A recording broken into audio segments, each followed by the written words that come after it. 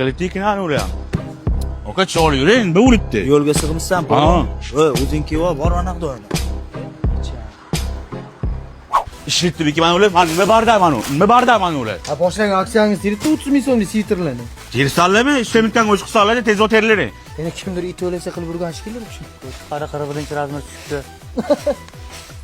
Bak turesi kardiganlar, mana Vitrovka hammasini 100 mingdan sotasanlar, o'tma. Bo'laymi? To'g'ri turlari. Ishla. Bundan orqaga emas, miyaga tushgan shekilli. Zarf falga beramiz. Yur, erma qilamiz. Yosh boladan ham kaltayib kelaveradi. Ishlalari. Ha, rosa xursand bo'ldim men ko'rib o'sha kuni. Rosa ana bo'lib. Gaplash telefonda, ulug', gaplashga kelgansan. Ha, 69 mingdan 99 minggacha shimlarni tushirib qo'ydilar boshlig'imiz. Kuzgi aksiya. Kelaysizlar Marokashga. Men eng sadoqatli yaxshi ishchim sensan. Puligini chiqaraman bu safar ekan telefonga gaplashsan. Shunda qo'rqitayapsiz, kecha ko'rdim videoyingizni. Qanaqa videoni? Telegram gruppamizga tashlab qo'ydik Islomxon. Kaltayganingizni videosini edit qilib tashlab qo'ydik, montaj qilib. Sonlar bilan gaplashaman. Baxtga. Islomxon boshqa vajohat bilan kirib ketdilar, bu narsa dilarmi? Yosh qilmadilar, ishchilarni o'ldirib yer gurmaydi dedilar. Keyin mana ular 80 mingdan sotin dedilar, sviterlar hammasini. Uchanchi vajohatmi? Eng qattiq urganlar mana shu mana. Qancha qo'ndi Islomxon? Ha, kelaverasizlar. Qo'diklarni hammasini 80 mingdan qo'rdim. To'lni aksiya olib ketdi do'konimizda. O'z qo'raman.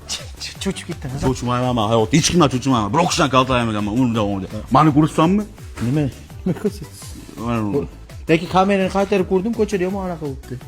Kimdir urishibdi mana. Ops, keltir. Qaydan olsa, bor qarani, shimlarni ham so'tinglar bundoq. Ha, guli. Marokash ishlarimiz chiqarishda fillarlar, to'g'rimi? Nimaga boshliq ko'chada urushgachilar bizda alam oladilar? Mushular o'z qolsa bizda alam olibdilar.